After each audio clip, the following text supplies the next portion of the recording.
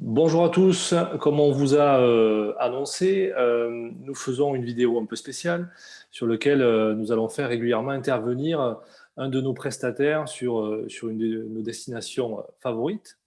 Et donc aujourd'hui, on voulait mettre en avant l'Italie, qui est une destination sur laquelle on fait beaucoup de voyages. On a le plaisir d'accueillir aujourd'hui Enrica qui va vous présenter un peu sa situation, la situation en Italie, et puis faire un zoom sur deux destinations qui sont un peu tendance en ce moment. Donc c'est l'objet un peu de cette vidéo. Bonjour. Bonjour Enrica, on a Bonjour aussi Arnaud Jessica. qui est avec nous. Bonjour à Alors tous.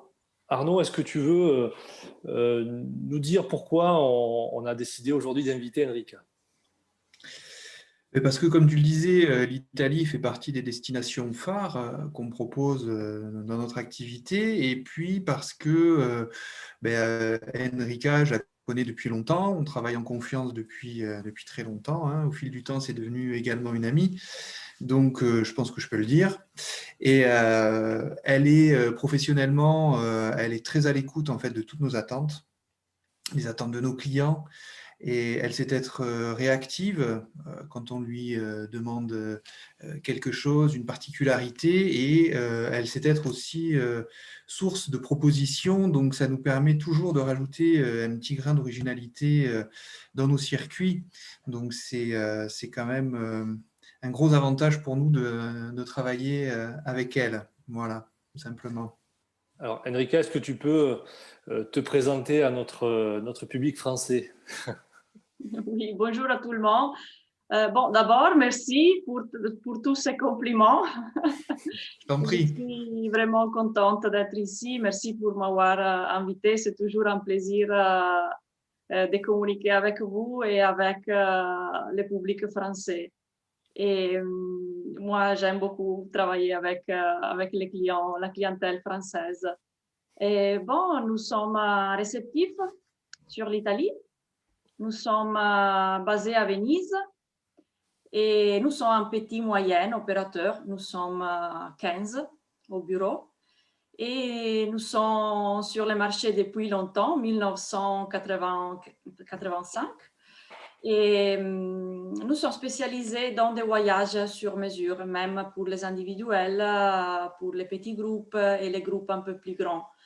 Notre marché principal, c'est le marché nord-américain.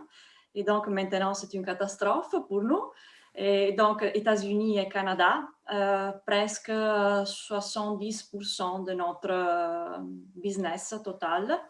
Le reste est marché francophone, donc France, Belgique et Suisse. Et le reste de l'Europe, l'Angleterre et un petit peu l'Italie aussi. Bon, nous Sur les sommes régions italiennes, qu'est-ce que vous traitez toute l'Italie, hein, c'est ça? Oui, oui, on traite toute l'Italie directement. On connaît très bien les territoires car nous sommes vraiment depuis longtemps. Et moi, personnellement, je travaille dans le tourisme il y a 25 ans, donc vraiment beaucoup de temps. Et j'adore voyager, j'adore mon pays, l'Italie, et donc j'essaye toujours de trouver des nouvelles choses à proposer à mes clients. Parce qu'en fait, aujourd'hui, on parle beaucoup de voyages expérientiels. Mais chez nous, il y a vraiment beaucoup de temps qu'on travaille sur ça et qu'on essaye de proposer à nos clients des choses un petit peu hors des sentiers battus. Donc, notre philosophie est de ne proposer seulement des choses classiques, des villes comme Venise, Florence et Rome, mais surtout des petits bourgs, des territoires qui sont un petit peu inconnus, des expériences particulières, parce que nous pensons que plutôt que voir les monuments, parfois c'est important d'avoir des expériences particulières, des visites aux artisans. Et donc, on essaye aussi d'inclure dans nos programmes beaucoup d'interactions avec les habitants. C'est toujours quelque chose qui est très apprécié. Et Bon, la situation en Italie. Oui, c'est vrai que l'Italie a été touchée en premier, en Europe en tout cas, par le virus. Donc, j'imagine que vous l'avez subi de plein fouet. Donc, quelle est la situation actuelle? Alors, du point de vue sanitaire, la situation n'est pas si mal. En fait, on a eu beaucoup de restrictions pendant la période de Noël et tout le monde était à la maison, donc on n'a pas beaucoup bougé. Et, on est resté en famille et donc ces restrictions-là apparemment sont servies à limiter un petit peu les cas positifs. Et la chose la plus belle est que les hôpitaux maintenant sont... La situation des hôpitaux n'est pas si mal et donc nous sommes très contents de ça. Surtout dans ma région, la Vénétie, même si peut-être que on peut entendre à la télé que la situation dans la Vénétie, c'est pas si bonne, c'est pas vrai parce qu'en fait, en Vénétie, on fait beaucoup de tests, beaucoup plus que dans les autres régions italiennes. Et donc, c'est pour ça qu'on a plus de cas. Mais en fait, la situation des hôpitaux est très bonne dans la Vénétie. Donc, nous sommes Et très alors, contents. comment vous voyez les mois à venir? C'est quoi les perspectives de sortie de crise finalement? Bon, alors maintenant, on a un problème, mais comme toute l'Europe, avec les vaccins qui n'arrivent pas. Et donc, l'Italie avait bien commencé parce que notre philosophie en Italie, c'est de faire les vaccins d'abord au personnel sanitaire et après dans les maisons de repos aux personnes âgées. Et après, on va commencer avec les personnes qui ont plus de 75 ans. Mais en fait, après presque 2 millions de vaccins, on s'est arrêté. Et donc, bon, aujourd'hui, on attend la confirmation du vaccin de AstraZeneca. Mais là aussi, ils ont dit qu'on ne sait pas si le nombre de vaccins qui étaient annoncés au début seront confirmés. Donc, ça peut être un problème pour nous. Mais moi, je Est-ce que vous suis attendez positive. des touristes, vous, pour les mois à venir quand même? Ou vous attendez du monde qui vienne visiter en Italie? Bon, alors, on avait l'été dernier, après le premier lockdown, on avait vu un peu de lumière. Parce qu'en fait, on avait reçu des confirmations, même des clients italiens et même des clients français, qui avaient beaucoup envie de voyager et on a fait quelques dossiers. Après, au mois de septembre, comme vous savez, l'Italie a mis le test obligatoire pour entrer en Italie et donc là, tout s'est arrêté. Maintenant, alors, on voit des signaux positifs de l'Italie et du marché francophone à partir du mois d'avril. On a des dossiers confirmés. Pour les États-Unis, pour le marché nord-américain, on a des confirmations à partir du mois de septembre. Donc, c'est normal que c'est un peu plus en retard. Mais à partir de la moitié de janvier, on commence vraiment, avec les vaccins, on commence à voir un peu plus de positivité de part de nos Quelle est clients. la situation des hôtels et des restaurants? Bon, maintenant, tout est fermé. Hmm. Parce qu'en Italie, même les restaurants, ils sont ouverts seulement pour faire l'export des plats. Donc, on ne peut pas aller au restaurant. Mais je pense qu'à partir de la semaine prochaine, dans la plupart des régions, les choses vont changer et les restaurants et les bars seront ouverts au moins à midi. Et puis, ils vont fermer à 18 heures pour les Alors, je vais couvre-feu. juste faire une précision qu'on a fait sur l'autre vidéo. On enregistre cette vidéo le 29 janvier. Donc, pour ceux qui voient la vidéo, s'il y a des changements, voilà, ne nous en tenez pas rigueur. On fait un point sur la situation au 29 janvier. Donc, quand Enrica parle de la semaine prochaine, on parle de début février. Voilà, merci. Je te relaisse la parole. Pardon. Et comme vous savez, l'Italie est divisée en couleurs. Les régions sont rouges, jaunes ou oranges.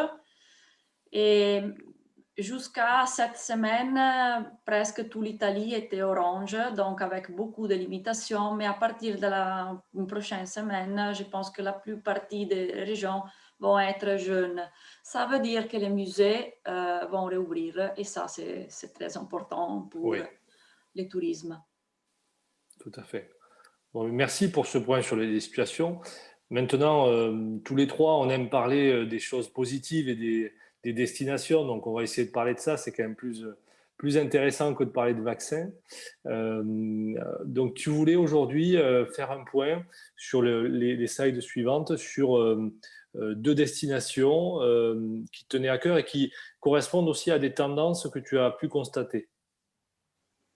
Oui, en fait, la chose très intéressante est que à partir de l'été dernier, on a vu un changement dans les demandes des clients. Bien sûr, maintenant, on est en train de travailler seulement avec le marché italien et francophone. Donc, on parle de ça, pas du marché nord-américain. Mais là, les demandes sont changées. Alors, les clients, et ça m'étonne beaucoup, et ne demandent pas les grandes villes, les destinations classiques, Venise, Florence et Rome, les Cinque Terre, mais ils demandent des régions un peu inconnues. Par exemple, je ne sais pas pourquoi, mais j'ai reçu beaucoup de demandes sur le Frioul. Alors, le Frioul, c'est une petite région nord-est de l'Italie, pas loin de Venise, et c'est la région où se trouve la ville de Trieste, que tout le monde connaît, très belle ville. Mais c'est une région très petite, mais c'est vraiment qui s'appelle Sauris et qui est très très belle. C'est une petite perle dans les montagnes du Frioul et la région s'appelle Carnia et Sauris est située autour d'un lac et donc là on peut faire beaucoup de randonnées et on peut aussi apprécier la gastronomie parce que c'est une petite ville mais c'est très célèbre pour les jambons crus de Sauris. Donc, on peut visiter aussi l'usine de jambon. Le fromage d'alpage et personne ne le sait, mais c'est très célèbre pour la bière. Ah, Et donc, vraiment, dans une seule ville, on peut visiter beaucoup de réalités locales. Après, le Frioul, c'est très riche en petits bourgs très très joli. Je peux pas. Alors, il y a un petit village qui s'appelle Pesaris et c'est très célèbre parce que c'est appelé le village des horloges. Parce que là, il y a l'usine qui produit les horloges pour les gares du train de toute l'Italie. Et donc, toutes les horloges qui sont dans les gares italiennes ont été produites à Pesaris. Et donc, le village est très joli et très bizarre parce que partout, on peut trouver des horloges. Et toutes les horloges du village sont différentes. Donc, c'est une sorte de chasse au trésor parce que tu dois rechercher toutes les horloges du village. C'est vraiment magnifique. Un village magnifique, plein de fleurs, plein de couleurs. Après, les châteaux. Il y a beaucoup de châteaux en Frioul à visiter, beaucoup de villas et des villes d'art aussi, comme Udine, qui est très célèbre pour les fresques du Tiepolo. Donc, vraiment, on a beaucoup de choses à faire. San Daniele, par exemple, un autre village qui est célèbre pour les jambons crus. Donc, on a les jambons crus de Sauris et les jambons de San Daniele. On a les vins, on a une grande production de vins Tokai en Frioul. Et donc, on peut visiter aussi des caves. Et finalement, on a Trieste, qui est la ville la plus belle de la région et qui est magnifique. C'est situé sur la mer et beaucoup, beaucoup de monuments et des choses à voir. C'est une ville très ordonnée parce qu'on voit l'influence de l'Autriche, parce que c'était sous la domination autriche. Donc vraiment, c'est une région très petite, très inconnue, mais je la conseille très vivement. Et en Combien de plus, jours tu penses qu'il faut pour visiter? Combien de jours à peu près? bon, je pense qu'on peut faire aussi un long week-end, par exemple. On Ouais. peut faire 4 jours et 3 nuits. On peut faire 5 jours et 4 nuits. Et on peut faire même une semaine et faire une combinaison entre le Frioul et Venise, par exemple, ou Venise ou le Frioul et Trévise. Ou bien, si vous avez des clients qui aiment le vin, on peut combiner les Frioul avec la région du Prosecco. Comme ça, on peut visiter les caves et la région du Prosecco aussi. C'est vraiment magnifique. Très bien. Et pour ceux qui veulent faire vraiment que nature, on peut aussi, j'imagine, continuer vers la Slovénie ou alors remonter vers les Dolomites, c'est ça? Oui, C'est c'est cette ça, parce région-là. qu'en fait, la région de la Carnia, qui est la région montagneuse de Frioul, est à côté des Dolomites. Donc, éventuellement, oui, si on aime la randonnée, là, vraiment, on peut faire une semaine entre la Carnia et les Dolomites, et là, on peut faire beaucoup, beaucoup de randonnées. Très bien. Non, mais c'est vrai que c'est une destination dont le nom nous parle, mais que même nous, avec Arnaud, on n'avait pas forcément travaillé, mais c'est original, ça change un peu du classique, on va dire. Oui, tout à fait. Et puis, tu voulais nous parler aussi de l'Émilie-Romagne, c'est ça? Oui, Un peu plus connu. oui, un peu plus connu. Et, bon, l'Émilie-Romagne, c'est une région que moi, j'adore parce que comme les Frioul, c'est un peu plus grande comme région du Frioul, parce que c'est une des régions plus grandes d'Italie. Et alors la chose un peu différente du Frioul, que moi j'aime beaucoup, c'est les gens de l'Emilia-Romagna, parce que en fait, là, tout le monde est vraiment très accueillant et très, très sympa. Donc, c'est une chose qu'on aperçoit quand on arrive en Emilia-Romagne. Tous sont très gentils, très accueillants, très sympas. On rit beaucoup. Donc, c'est vraiment sympa comme voyage. Et là, vraiment, on a beaucoup, beaucoup de choses à voir parce qu'on a les villes d'art comme Bologne. Et on a Ravenne avec les mosaïques de l'époque byzantine, Oui. excusez-moi. On a Ferrara avec une tradition juive. Et après, on a une région au sud de Parme et vers la ville de Piacenza avec beaucoup de châteaux. Et donc là, c'est intéressant aussi parce qu'il y a vraiment des châteaux qui sont magnifiques. Par exemple, un de mes préférés, c'est le château de Torre Chiara. Je ne sais pas si c'est... Et non, je ne l'ai pas mis. Non, tu ne l'as pas mis. C'est dommage. Alors, le château de Torre Chiara est vraiment magnifique. On le voit dans toutes les photos. Et c'est sympa parce qu'on peut faire une journée en vélo électrique et faire une trentaine de kilomètres. Mais c'est très simple parce qu'un vélo électrique, c'est pour tout le monde.